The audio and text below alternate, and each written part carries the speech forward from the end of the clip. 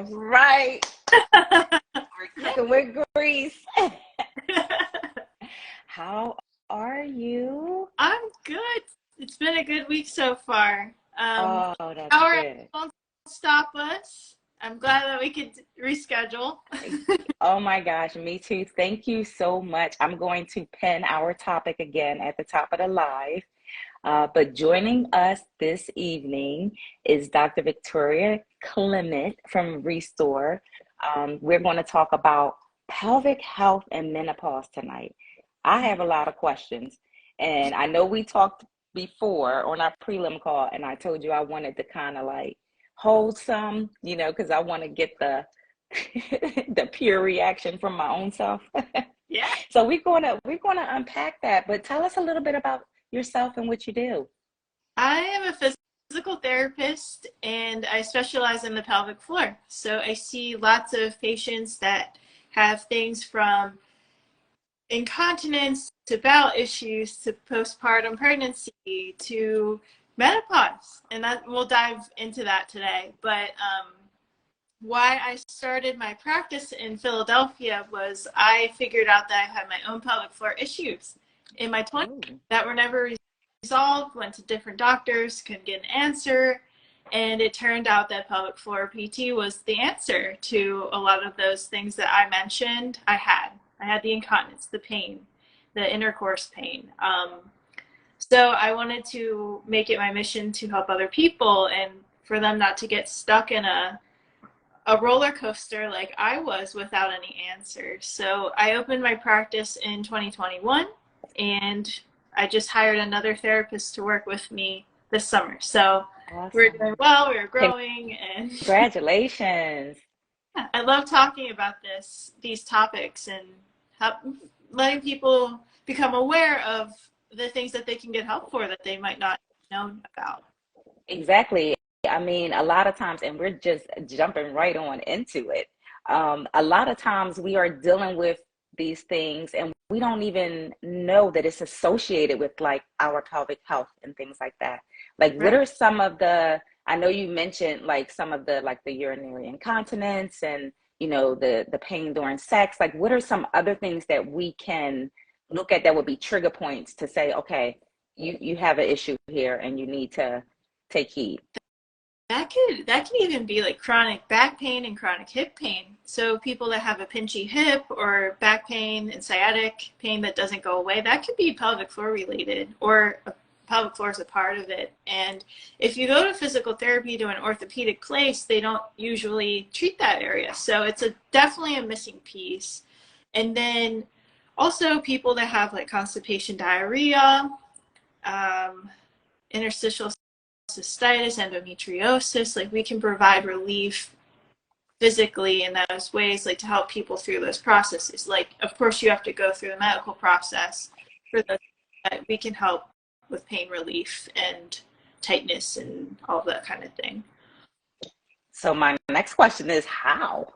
So what happens when your body is going through a trauma or there's something going on that's causing things to be on alert and to fight it? Your body tenses up, and people hold tension in their pelvis.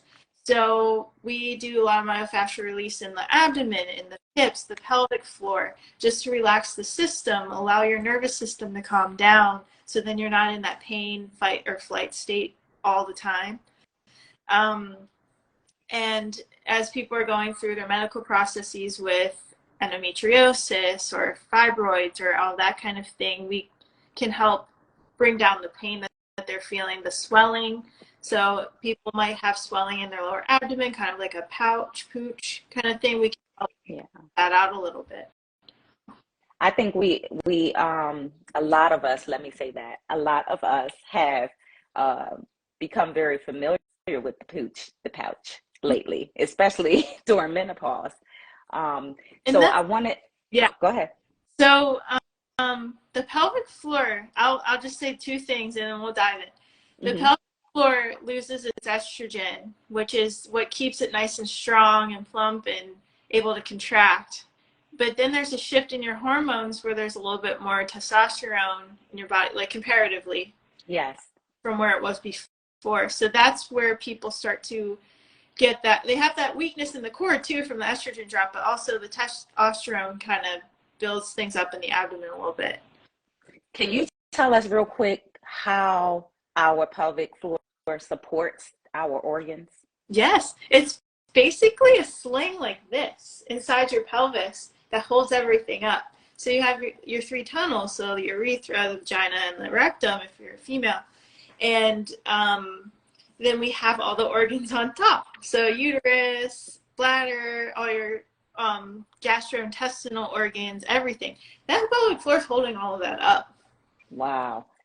So when we have like that, the vaginal atrophy and even like the hip pain, Yeah. because the hip pain too, I hear, I've experienced it myself, and I hear a lot of women saying that they're like getting like stiffness in their hips and their knees and things like that.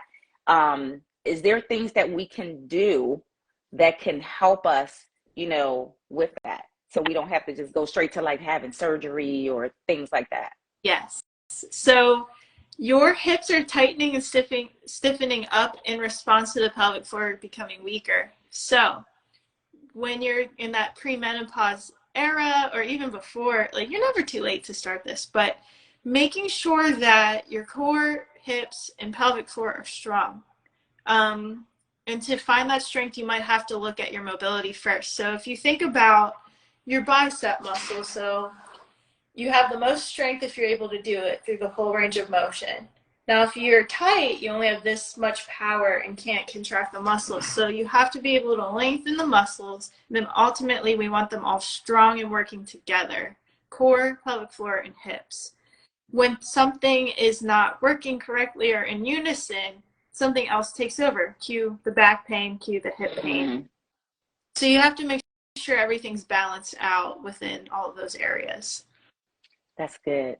Thank you. Thank you. This is so good. One of the things I did a video, a reel.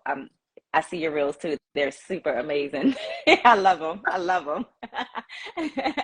But I did a reel, and it still gets a lot of attention because I'm like coming in the house, but it was like real. It was like real time. Like I was like coming in the house, literally throwing my stuff off to go to the bathroom.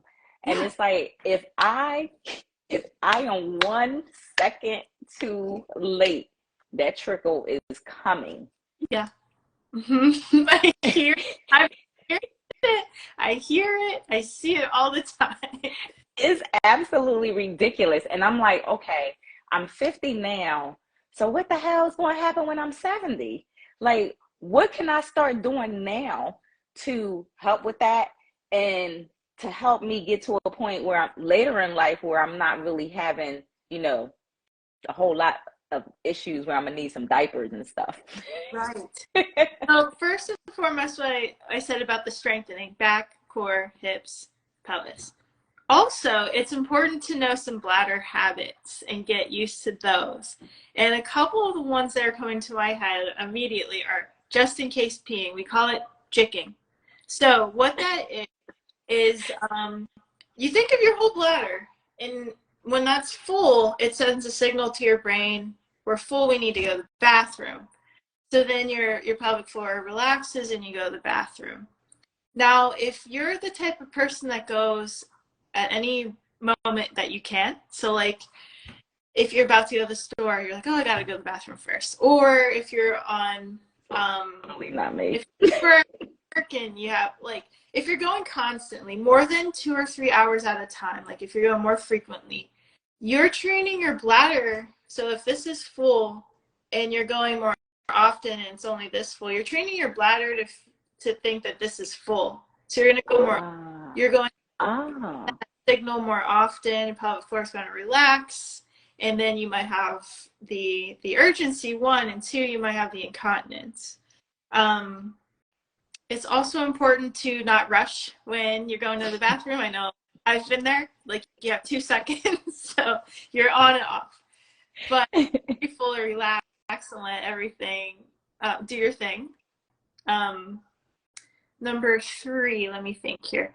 Oh, when people are afraid of peeing their pants, they stop drinking water. And that's not Nah. like, oh, I'm just drinking too much. There you go. But what you're doing, your urine's more concentrated and you're not drinking, you're dehydrated, you're going to irritate your bladder and have more urge. So keep drinking your water. Drinking the water. And if yeah, when you start drinking the water, then you're like, I have to go. Like, I really have to go when I start drinking the water. So should I try to hold it? Yes, that's what I was about to say. So if you're sooner than the 2 or 3 hour window, try 10 Kegels in a row and see if that helps. Take a deep breath. Try not to get anxious about it. If you're able to hold it off a little bit, then it's not quite time. Now, if you have a really strong urge, your eyes are watering, you're like, oh, I can't think, like, just go. And that can happen if you drink a lot of caffeine. So if you have your cup of coffee, I know some people, including myself, it hits like that. You got to go. So Yes. let's do that. But there are bladder irritants out there that could make you go more often that you should think about, like caffeine, carbonation, chocolate, citrus. Citrus. Wow, that's Yeah, interesting. like oranges, lemons, like Yeah. that thing.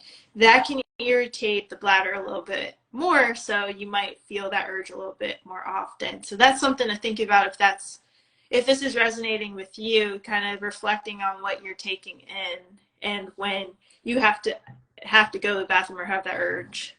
Wow, that's good. And trying to remember to do the Kegels.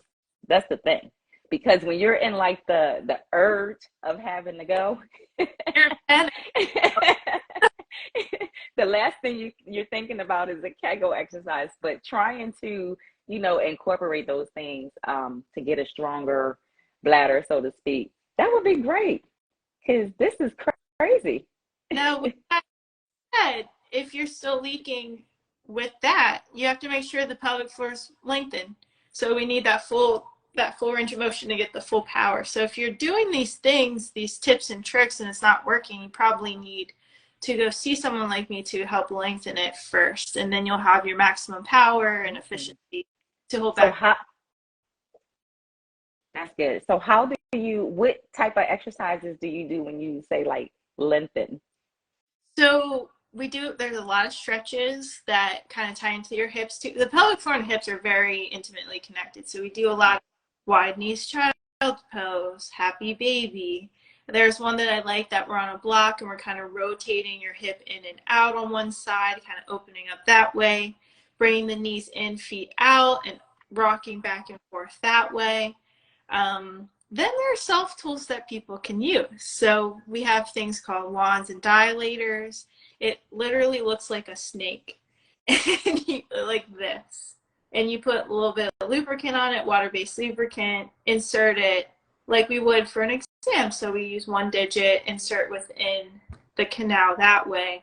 You can use the wand to do the same thing and kind of press on those tissues, help stretch and relax them on between sessions. So you are essentially giving your pelvic floor a massage. Kind of. We do more of like a myofascial release at our clinic, which is like a hold and press rather than, because that can be cool. But yeah, that you can definitely do that with the wand as well. Wow, that's interesting. Now, is that something that you solely have to come into the office to see a professional to do? I mean, you can buy the wand on your own, but it's better to know what exactly is going on with your body and have someone teach you how to use it properly, because it's very easy to use it improperly too. That's why I wanted to say that. For those of y'all who are out there Googling the pelvic floor wand, now go see Dr. Victoria. And since we on that, let's go right into like this painful sex. Yes. So yep. Oh my goodness gracious, especially during menopause, we get the dryness, again, the vaginal atrophy, the sex is painful. Sometimes even when you're using the lubricant, like how can you help us with that? So part of that and part of the burning can be nerve related. So if the muscles are weak and tight, the nerves that live in the pelvis can get irritated and kind of add to that atrophy and that burning from the decreased estrogen. So we can help by helping to relax your pelvic floor, number one. But it's also important to make sure you're using supplements if you need to. So like sometimes there's estrogen to put in the vaginal canal, but then there's also natural ways too. And I think you can speak more on that than me. You know a little bit more about that. But just kind of like natural ways to lubricate the vagina, keep it nice and lengthened, using different positions. So like I mentioned, like knees and feet out is a great. Listen up, ladies. Listen up. Knees and feet out, either on your back or on hands and knees, can really open up the pelvic floor. Taking a deep breath and relaxing. So like your breath and pelvic floor are very connected in that way. Like when you inhale, it relaxes the pelvic floor. When you exhale, it contracts the pelvic floor. So taking deep breaths and inhaling to lengthen the pelvic floor passively, using a little foreplay. Techniques can be very helpful, not just jumping right in, just kind of like getting you comfortable and relaxed is key. That's awesome. Thank you so much for sharing that and unpacking that. Lubes that I am familiar with, definitely water-based. Like, do you have like a water-based versus oil-based? I love the water preference? because it's the most natural. The pH is the most neutral. Because I know like some people can get yeast infections and urinary tract infections. So I always recommend the water-based lubricants because they're the most neutral. Yes. We use slippery stuff in our clinic, and I know what other ones do you know about that you like? know, I don't have like any that I'm like, oh, I love this. Yeah. I have I was working on one with CBD in it because the CBD help, of course, with the pain, right? And that relaxation of the muscles, and it's a water base. So I'm working on something like that for the future. I've tried something like that, and I liked it. So that's what sparked my interest in one in the Pretty Moody line. But I think one that I was using was called Move, like just Move, and it was just a simple water base, like nothing fancy. Yeah, I think the simpler the better. Yeah. There's a lot out there that has like this, that, and the other in it, and I love the CBD. I love CBD because it's natural too, and it's calming, kind of like aloes and stuff like that. Exactly. I love that. I love that. Oh my gosh, let me see. This is so awesome. Like I never really thought about like my pelvic health and being connected to like some of the things that I was experiencing. It again, in menopause, we have so many different things that come up. So being able to know like what to connect to what helps us tremendously. And I want to ask our community, is there anybody out there that has any questions for Dr. Clement? Because she's definitely here. Don't be shy to answer your questions. So come on out with it.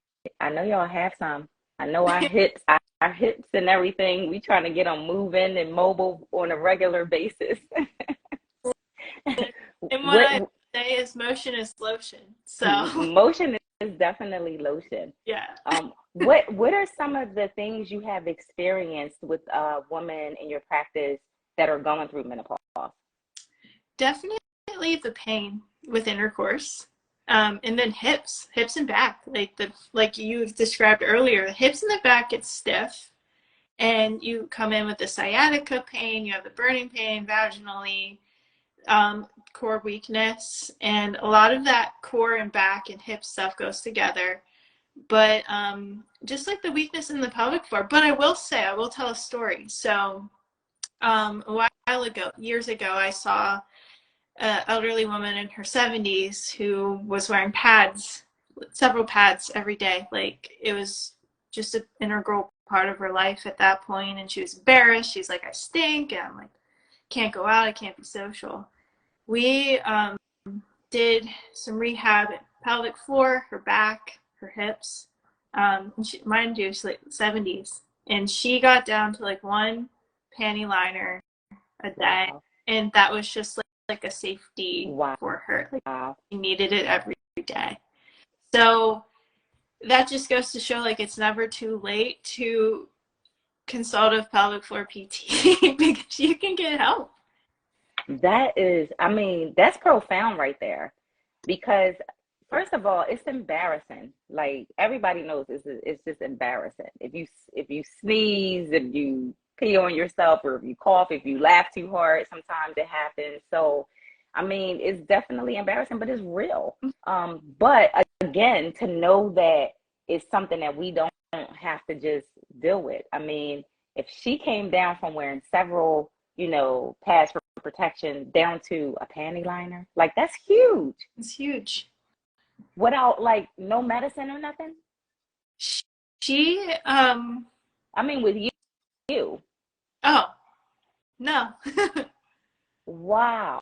Yeah. Like It that's was that's amazing. problems and breathing. So we taught her how to breathe correctly with activity too. Like if you hold your breath when you're lifting something or bending, or like you're putting all the pressure downward on your pelvic floor. So if those muscles are weak and tight, it's a recipe for incontinence. Mm, yes.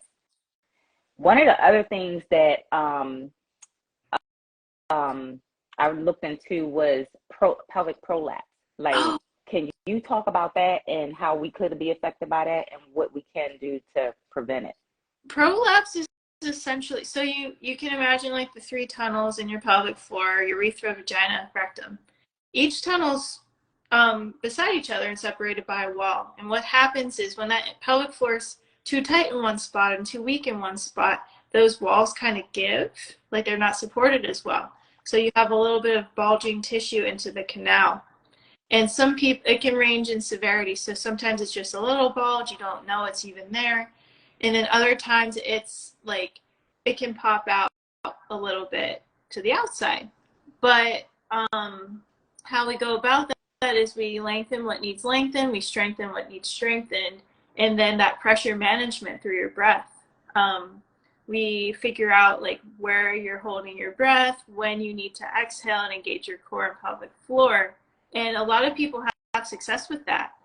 Now, if there are times when you're still feeling it with impact activity or other kind of higher impact thing, like lifting something heavy, for instance, there are things on the market called pessaries. They're just something usually like round or like a tampon shape that you can insert up there to help support Okay. during the level activity stress moments. Okay. There's lots of options out there. Wow. Wow. Thank you for that. Thank you for that. Um, how about diet? Is there anything that like we can incorporate in our nutrition, our diet that kind of help? I don't know if that ties in with pelvic, health, but anything that we can put into our bodies that can help support a healthier pelvic floor health. Well, trying to be aware of those bladder irritants I mentioned earlier. That's one, if you have incontinence and urgency. But two, you want to make sure your fiber intake is good, because if you have diarrhea or constipation, that's a sign that you're not getting the right kinds of fiber. And those come from vegetables and fruits and like seeds. Then obviously you need some protein. You need protein to build muscles. So your lean meats, trying, like if you're a vegan or vegetarian, trying to get that protein from other plant sources. Those would be the two main ones I would say. And drink lots of water. Drink Like I lots said, of water. very concentrated, it's going to irritate the bladder. So Yes, water is great. Water is like the medicine for everything. We need our water. We definitely need our water.